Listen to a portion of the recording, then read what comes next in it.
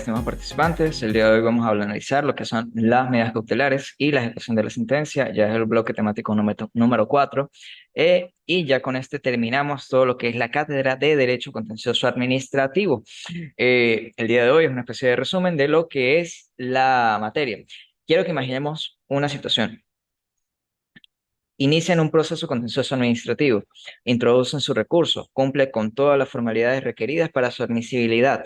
El mismo es admitido, es notificada a la administración contesta, presenta su escrito de pruebas, las pruebas son evacuadas, se lleva el proceso hasta su última instancia y se gana, ¿no? Se tiene una sentencia favorable.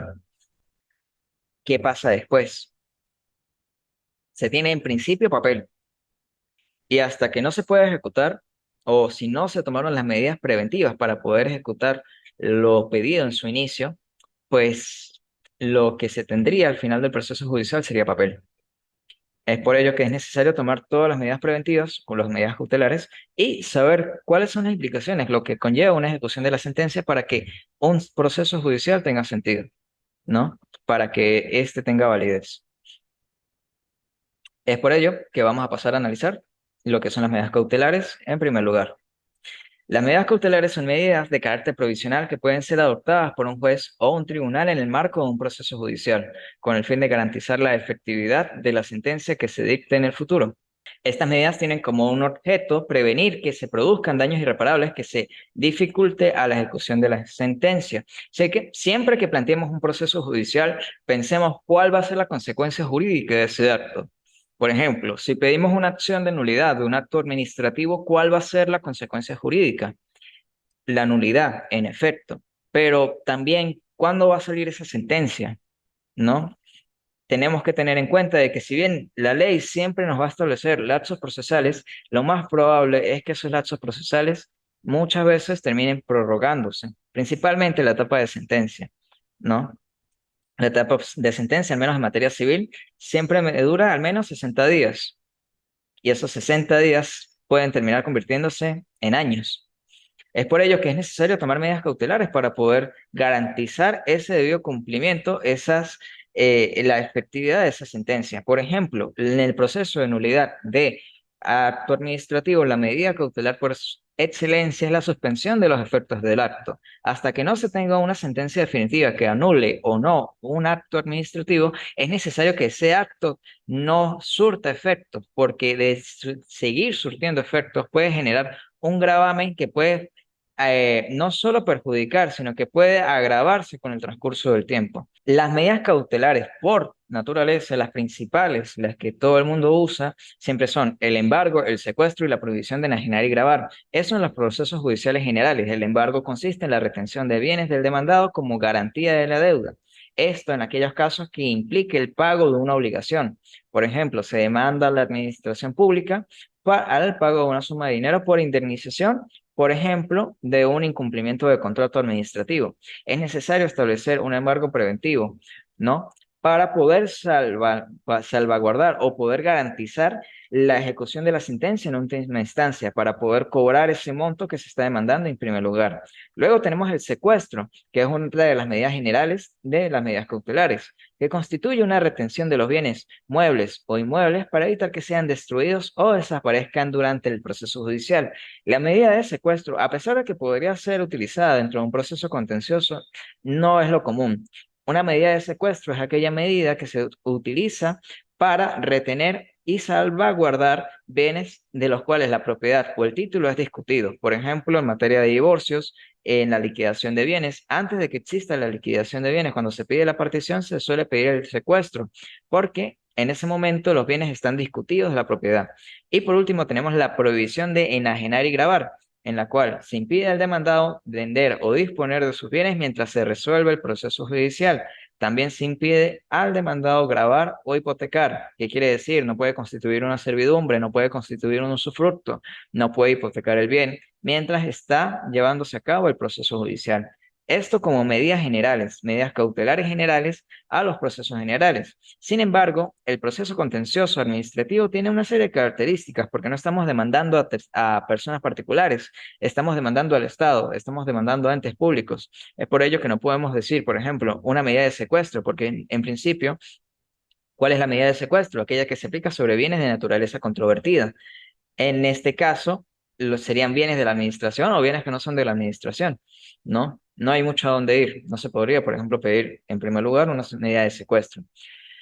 Es por ello que tenemos que decir que las medidas cautelares en el contencioso administrativo están establecidas en la Ley Orgánica de la Jurisdicción Contencioso Administrativa, la cual establece la regulación de las medidas cautelares en los procesos contenciosos. Las medidas cautelares son aquellas que adoptan en el curso del proceso para proteger los derechos e intereses de las partes y tienen como finalidad asegurar la eficacia de la sentencia que se dicta al final del proceso.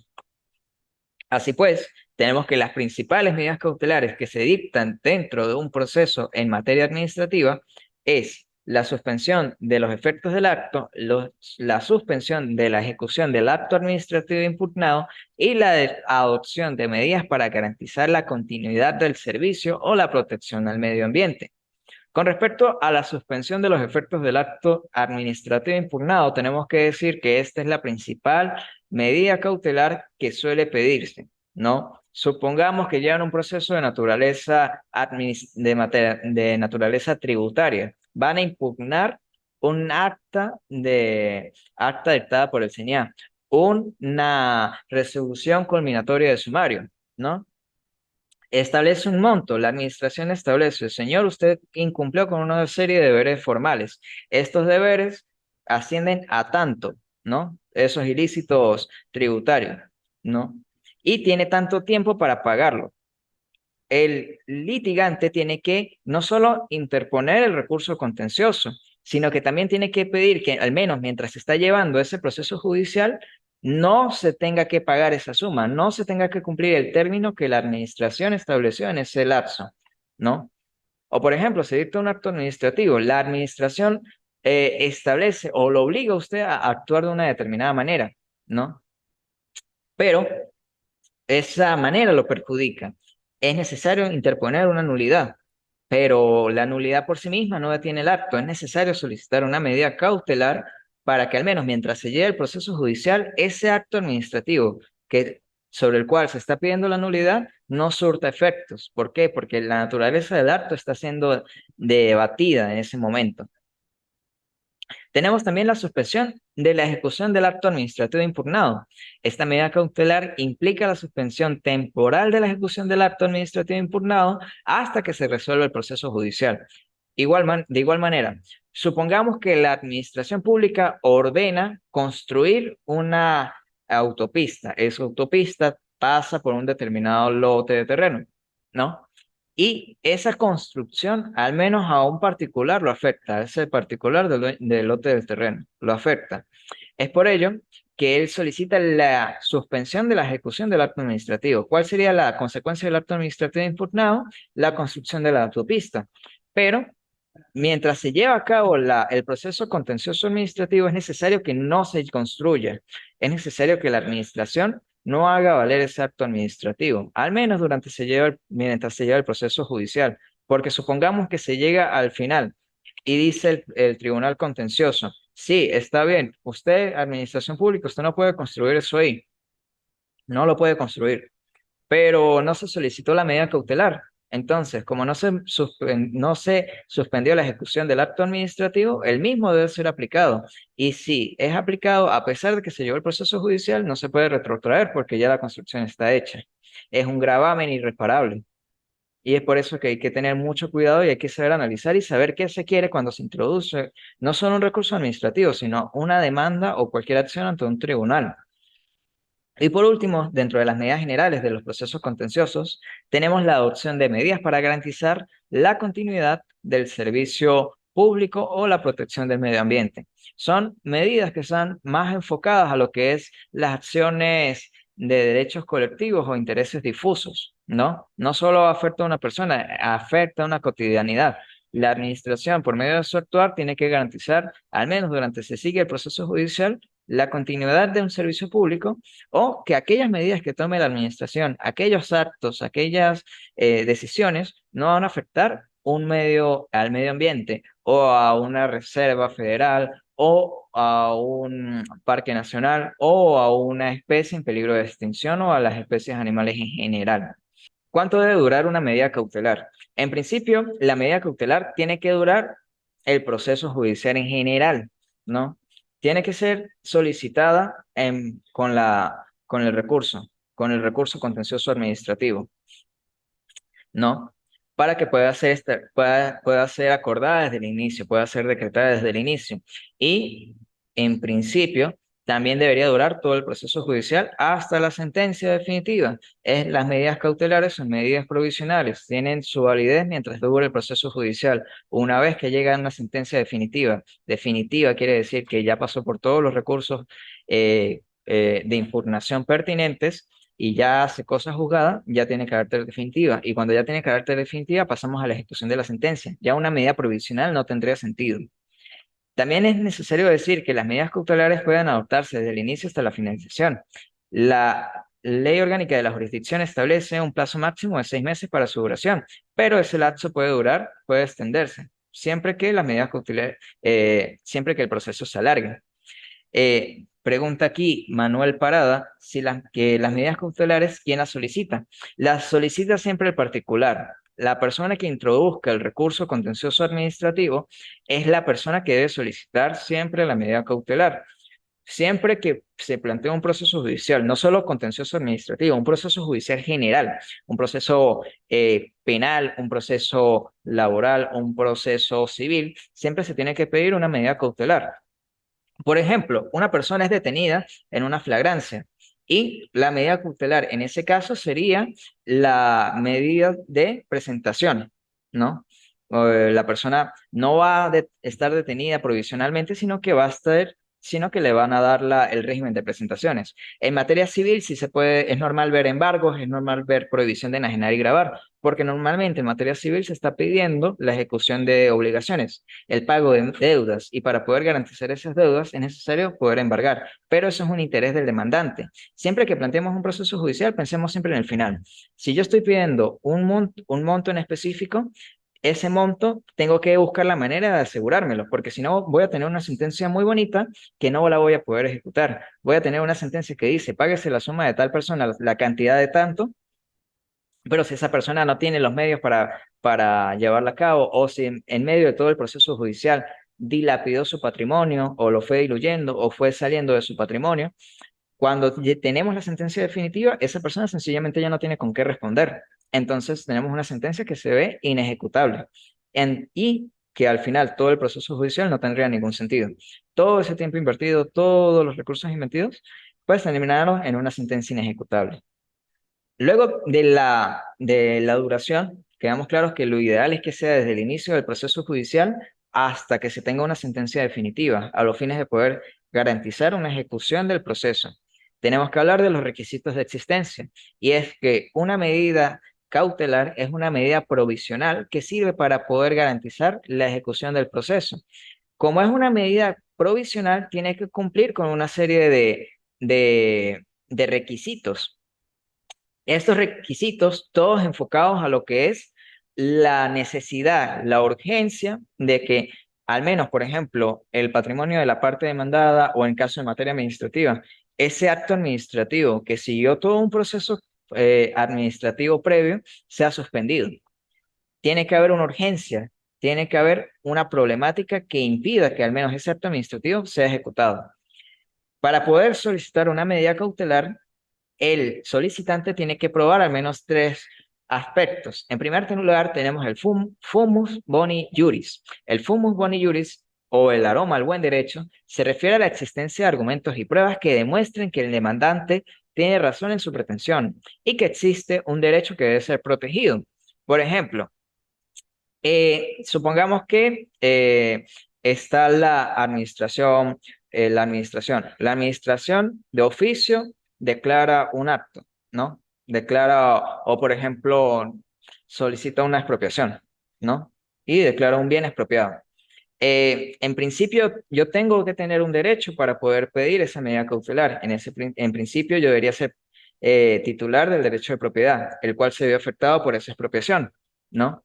Ese es el fumo boni juris. Tiene que existir el aroma al buen derecho, ese carácter que a mí me faculta, en principio, para interponer la demanda y que faculta o que demuestra que mi derecho está siendo vulnerado.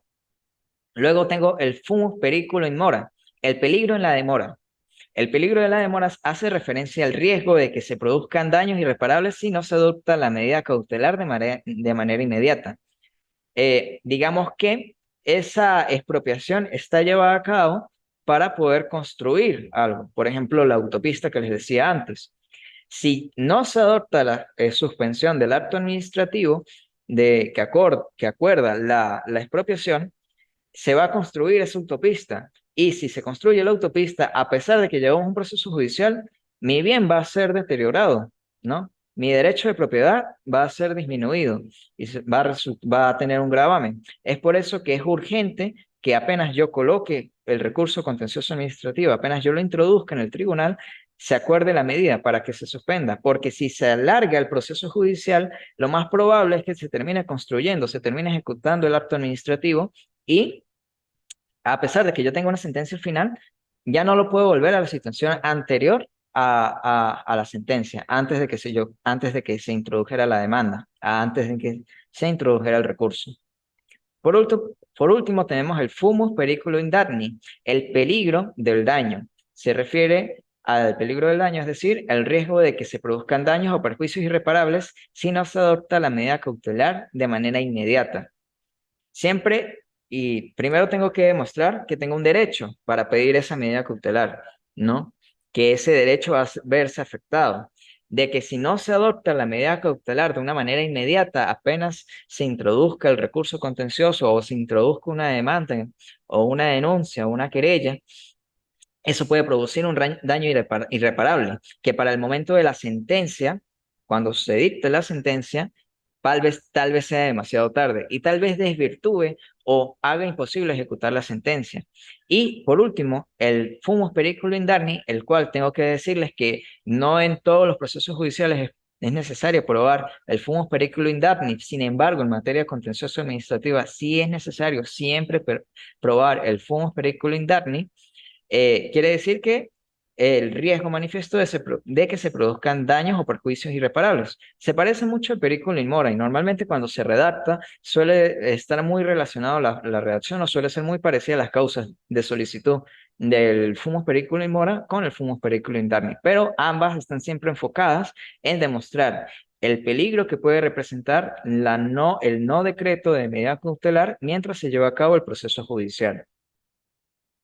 No sé si existe alguna duda con respecto a este punto. Este punto es muy importante. Si ustedes no prueban dentro de su solicitud de medida cautelar el fumus boni juris, el fumus periculum in mora y el fumus periculum indagni, no les van a decretar la medida. Y eso tiene que estar muy bien fundamentada. No solo tiene que estar fundamentada con derecho y jurisprudencia, sino que también tiene que estar fundamentada con pruebas que demuestren la urgencia, la necesidad de que esa medida cautelar sea decretada. Si no, no se las van a decretar. Y si no se las decretan, cuando tengan una sentencia, lo más probable es que tengan una sentencia inejecutable. Es por ello que apenas introduzcan su recurso, tienen que introducir también su solicitud de medida cautelar con estos parámetros. Sin estos parámetros no se las van a decretar. Preguntan aquí, ¿deben cumplirse los tres requisitos o uno solo? Tienen que cumplirse los tres requisitos, ¿no? Tengo que demostrar de que yo o el derecho que yo tengo para solicitar la medida cautelar puede verse perjudicado si no se decreta la medida cautelar, de que la demora en que se decrete la medida cautelar puede generar un daño sobre ese derecho, puede perjudicarse. Y tiene que demostrarse el fumus periculum indagni, ese daño, ese perjuicio que se pueda producir con el transcurso del tiempo puede ser irreparable. Es por ello que es necesario demostrar tanto el fumus boni juris, el fumus periculum in mora y el fumus periculum indagni. El fumus periculum in mora y el fumus periculum indagni, a la larga, al momento que ustedes lo estén redactando o tengan un proceso, suele ser un poco parecido, pero es necesario que lo tengan en cuenta de que en materia contenciosa siempre es necesario alegar, es necesario probar el fumus periculum indagni. También, por ejemplo, en materia civil o en materia laboral o en materia agraria, es necesario probar el fumus periculum interni cuando se solicita una medida cautelar de carácter innominada, es decir, una medida cautelar que no sea las que hemos visto hasta el momento, ni un secuestro, ni un embargo, ni una prohibición de enajenar y gravar, o las medidas cautelares propias de los procesos contenciosos administrativos. Una vez que analizamos las medidas cautelares, pues también tenemos que decir que estas medidas cautelares tienen su consecuencia. El decreto va a suspender un acto administrativo, va, por ejemplo, establecer un embargo, va, por ejemplo, a tomar medidas o como continuar un servicio público, tiene consecuencias y esas consecuencias se traducen normalmente en términos económicos. Es por ello que la parte contra la cual son dictadas esas medidas cautelares puede impugnarlas y se hace por medio de la oposición a la medida cautelar. La ley orgánica de la jurisdicción contenciosa administrativa no me señala un procedimiento de oposición a la medida. Es por ello que en consecuencia es necesario que tengamos que aplicar lo dispuesto en el artículo 607 del Código de Procedimiento Civil, el procedimiento de incidencia, ¿no? Es algo que es necesario que lo tengan en cuenta. Es una medida. El procedimiento es bastante sencillo. Se decreta la medida. La medida tiene un carácter provisional. Se abre un lapso de 8 días para promover y evacuar pruebas. No se establece un lapso para promoción y otro lapso para evacuación. Es tanto para promover como para evacuar las pruebas. Y después de esos 8 días, hay 2 días para que después, en el 10.º día o en el 11.º día, no lo tengo muy claro en este momento, el juez deba dictar su decisión, si ratifica la medida cautelar o si la levanta. Pero una vez se lleva a cabo todo el procedimiento de incidencia previsto en el 607 del Código de Procedimiento Civil, ¿no? Una vez que firmen las medidas cautelares y habiéndose aclarado este punto, es necesario hablar de lo que es la sentencia. La sentencia siempre es el resultado lógico, ¿no? Pensemos en un silogismo. La premisa mayor es la demanda. La premisa menor es la contestación a la demanda. Y el resultado lógico es la sentencia. La sentencia tiene que evaluar todo el proceso judicial y ver, con base a las pruebas aportadas y a los alegatos hechos por las partes, quién tiene la razón o cuál de las dos tesis planteadas durante el proceso judicial es más verosímil con base a lo probado y evacuado en autos. Es por ello que tenemos que decir que la sentencia, al menos en el contencioso administrativo, tiene como objetivo resolver las cuestiones planteadas por las partes involucradas en el proceso judicial y debe estar fundamentada en las pruebas y en los argumentos presentados por las partes. La sentencia puede ser estimatoria cuando se otorga la razón al demandante o desestimatoria cuando se niega la pretensión o demanda del demandante. Existen varios escenarios con los cuales que se puede llegar al final de un proceso judicial, pero lo normal y lo deseable siempre es llegar a la admisión, a la declaratoria con lugar o la declaratoria sin lugar de la demanda. Con lugar cuando el demandante, con base a sus alegatos y sus pruebas, ha demostrado que tiene razón en sus argumentos, o sin lugar cuando los debidos argumentos hechos en contra de esa solicitud, en este caso en contra del recurso contencioso, son más válidos. ¿Cuáles son los requisitos de una sentencia? Es necesario que tengan claro cuáles son los requisitos de una sentencia, porque sobre estos requisitos ustedes deberán solicitar en el eventual caso el recurso contencioso, ¿no? O una debida apelación, ¿no? Únicamente sobre esos requisitos. Supongamos de repente el tribunal no hace una relación de antecedentes, ¿no? No señala cuál es la consecuencia, no señala cuáles son los antecedentes del proceso. Esa sentencia pues está viciada, pues carece de antecedentes. O no se señala el tribunal que lo dicta, o no se señala quién es el juez que lo dicta, o no está firmada por el juez, no posee un dispositivo, o de repente hace todo el resumen del proceso judicial, pero en el momento en el que tiene que fundamentar las razones por las cuales se llega a la decisión, al dispositivo, no me dice nada. Imaginemos una sentencia, Tribunal Contencioso Administrativo, antecedentes, esto pasó en el proceso judicial, sentencia, con lugar la demanda. Ajá, pero ¿cómo llegó usted a esa conclusión de que la sentencia tenía que ser declarada con lugar? ¿No? El primer requisito es el encabezado y es es que en la sentencia se tiene que indicar el nombre del tribunal que emite la decisión, la fecha de la emisión, el número del expediente, las partes que están involucradas. También tienen que ser identificados los apoderados de las partes, ¿no? Es la identificación no solo del tribunal que lo emite, sino, sino en el expediente en el que se emite y las partes sobre las cuales se vieron involucradas en el expediente. Luego tenemos los antecedentes. Debe contener una descripción detallada de los hechos y las circunstancias que dieron lugar al proceso judicial. Cuando no se cumplen los requisitos de la sentencia, ¿es falla del juez? Sí. De hecho, tenemos un caso bastante claro, y es el artículo 243 del Código de Procedimiento Civil. El artículo 243 me establece cuáles son los requisitos de una sentencia. La Ley Orgánica de la Jurisdicción Contencioso Administrativa también me señala un artículo parecido, pero el artículo 243 del Código de Procedimiento es un poco más claro. El artículo 243 me señala exactamente lo mismo. Tiene que ser la identificación del tribunal, la identificación de las partes, la identificación de los apoderados, la descripción de los antecedentes del proceso, una relación detallada de la clara y precisa de los fundamentos en los cuales el juez se fundamentó para dictar su decisión. Y por último, la decisión, el dispositivo tiene que ser acorde a todo lo anterior. La sentencia es un acto personalísimo del juez. Un asistente, un abogado asistente, un alguacil, un archivista o un secretario no puede dictar una decisión a nombre propio. Es siempre un acto del juez. El juez tiene que tener el mayor cuidado y la mayor diligencia, no solo para fundamentar su decisión, para tomar una decisión acorde a derecho y a los hechos probados en el proceso, sino que también tiene que cumplir con esta serie de formalidades. Si no, esa sentencia es nula.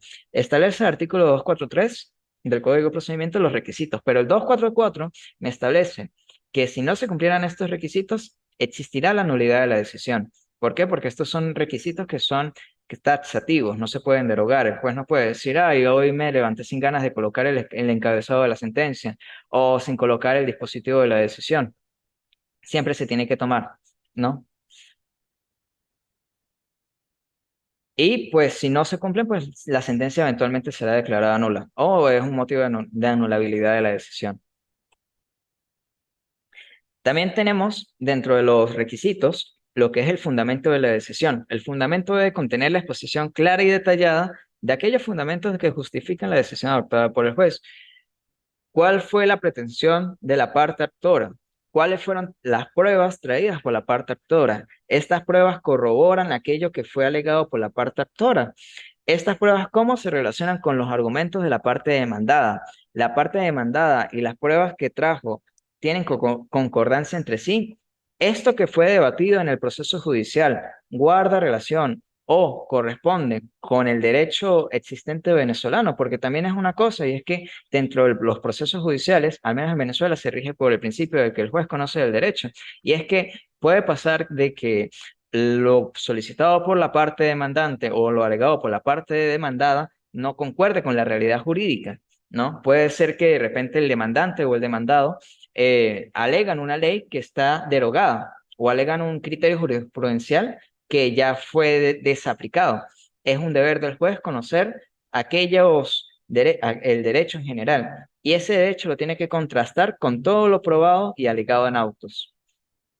Y una vez que se hace esa valoración de los alegatos de las partes, las pruebas promovidas, la relación de todo el material, de toda la litis con la existencia del derecho venezolano, tenemos que llegar al dispositivo de la decisión. El dispositivo de la decisión siempre va a ser la última parte. Las decisiones tienen tres partes: la parte narrativa, la parte emotiva y el dispositivo. La narrativa son los antecedentes. ¿Qué fue lo que pasó en la decisión? La parte motiva son aquellas motivaciones que llevaron al juez a tomar una determinada decisión, declarar con lugar o sin lugar la demanda o el recurso.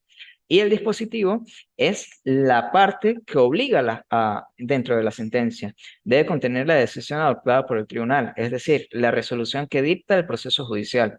Con lugar la demanda, sin lugar la demanda, inadmisible, prescrita, caduca, improponible en derecho.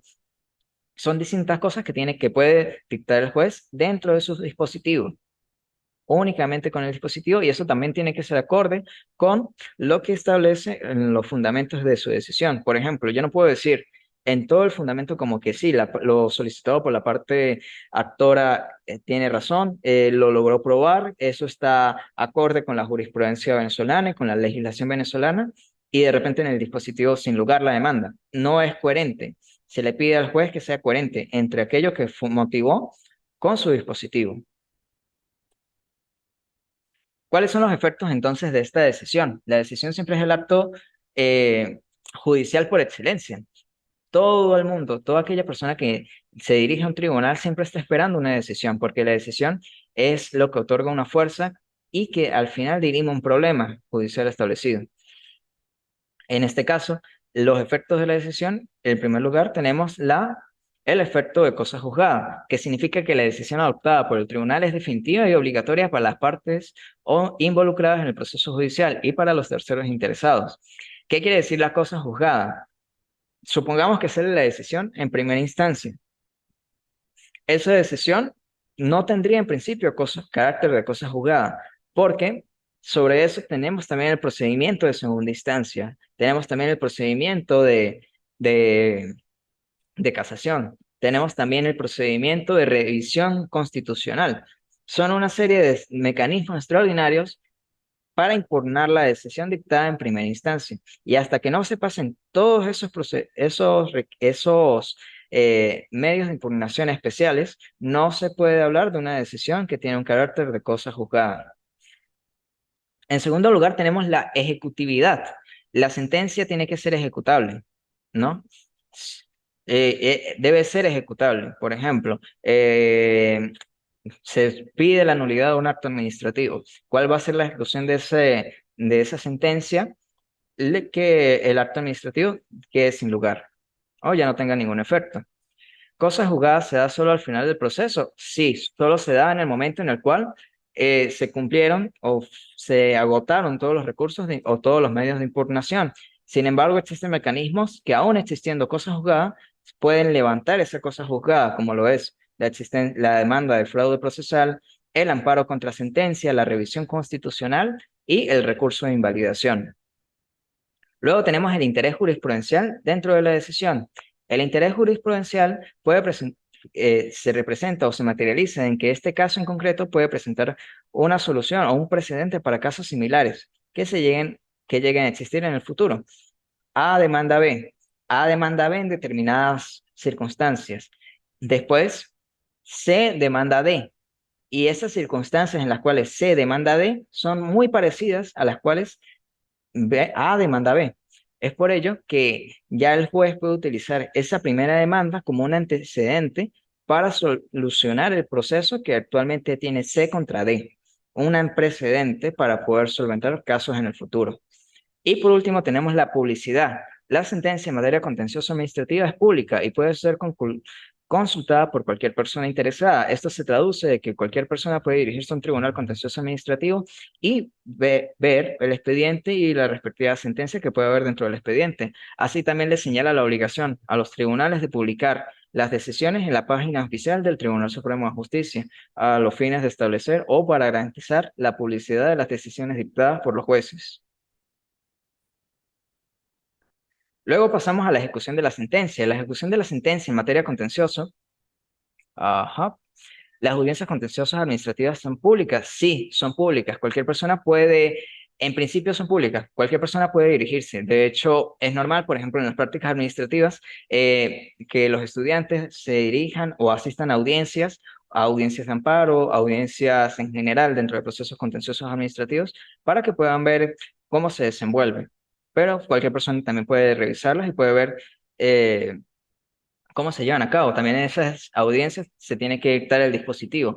El juez, después de haber escuchado los alegatos, haber escuchado la evacuación de pruebas, tiene que dictar el dispositivo. Y después, dentro de 10 días siguientes a que se celebre esa audiencia preliminar, tiene que dictar el íntegro del fallo, que ya es la misma sentencia sobre la cual se dictó el dispositivo, solo que un poco más larga. En Venezuela, la ejecución de la sentencia en materia contencioso administrativa está regulada por la Ley Orgánica de la Jurisdicción Contencioso Administrativa y por las normas procesales aplicables. Normalmente se aplica como norma supletoria el Código de Procedimiento Civil, que es la norma que más abarca y mejor abarca todo lo que es la parte procesal en Venezuela. ¿Cuáles son los requisitos para la ejecución de la sentencia? En principio, la notificación de la sentencia. Una vez dictada la sentencia, la parte interesada debe solicitar su notificación a la administración pública demandada, esto por medio de su representación, la Procuraduría General o el síndico procurador. Podemos aspirar a un cumplimiento voluntario. La administración pública demandada tiene el deber de cumplir voluntariamente con la sentencia en el plazo establecido por el tribunal. Normalmente es un plazo de 10 días para que la administración pública cumpla con el dispositivo de la sentencia. Pero ¿qué pasa si no cumple? Pasamos al procedimiento de ejecución forzosa. Una vez cumplidos los 10 días y no se cumplió con lo dispositivo en la sentencia, se tiene que pasar a la ejecución forzosa y se hace la solicitud. La solicitud debe ser presentada ante el mismo tribunal que dictó la sentencia o ante el tribunal que tenga competencia para conocer el asunto. Y sobre esa solicitud se tiene que ejecutar una medida de ejecución forzosa. El tribunal puede adoptar diversas medidas para asegurar la ejecución forzosa de la sentencia. Por ejemplo, si es la suma de dinero, puede establecer un embargo ejecutivo sobre determinados bienes de la administración o de buscar mecanismos o medidas ya ejecutorias para poder garantizar lo deseado por la parte actora en un inicio. Con esto ya terminamos todo lo que es la parte de la sentencia, el resultado lógico del proceso judicial. Pasamos ahora a analizar lo que son algunos mecanismos excepcionales para actuar frente a la jurisdicción contencioso administrativa. El primero de ellos tenemos el amparo constitucional. Este no se encuentra regulado en la Ley Orgánica de la Jurisdicción Contencioso Administrativa, sino que está regulado en la Ley Orgánica de Amparo sobre Derechos y Garantías Constitucionales y puede ser interpuesto por cualquier persona que considere que sus derechos constitucionales han sido violados por la administración pública. El tribunal puede adoptar medidas cautelares para proteger los derechos del demandante mientras se tramita el proceso constitucional. ¿No?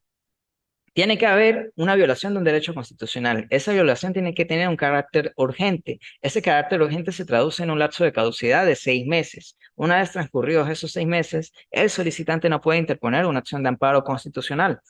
Perdió el lapso, perdió su tiempo, ¿no? Porque es un derecho, es un gravamen, es algo que afecta de manera inmediata al particular. Ese, de, ese amparo constitucional también tiene que ser utilizado únicamente cuando no existan otros mecanismos para poder interponer para poder solventar ese problema, esa problemática. Por ejemplo, está el amparo contra sentencias, está la decisión generó un gravamen sobre los derechos de la parte, por ejemplo, fue dictada sin el procedimiento judicial previo, ¿no? Pero existen otra serie o por ejemplo, fue dictada sin las notificaciones de las partes o sin evacuar las pruebas.